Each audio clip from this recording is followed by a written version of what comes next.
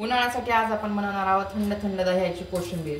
त्यासाठी आपण घेणार आहोत गाजर किसून घेतला आहे, काकडी किसून आणि त्यातलं पाणी काढून घेतलं आहे, टमाटर बारीक चिरून घेतला आहे, कोथिंबीर घेतली आहे आणि हिरव्या मिरच्या बारीक चिरून घेतल्या आहेत। तर सर्वप्रथम आपण दही फेटून घेऊ। आपण टाकणार आहोत 1 चमचा साखर, 2-3 चिमूट मीठ। छान सॉफ्ट दही होतं। आपण सलाड मिक्स करून घेऊ।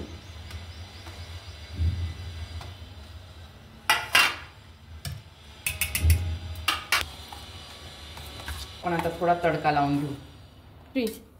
अर्धा चमचा तूप टाकला आहे, चमचा मोहरी, पाव चमचा जिरं,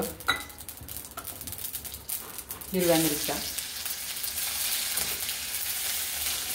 तडका थंड होऊ द्यायचा, नाहीतर आपण गरम याच्यामुळे आपल्या दह्याला पाणी सुटू शकतं। तडका ऍड करूया।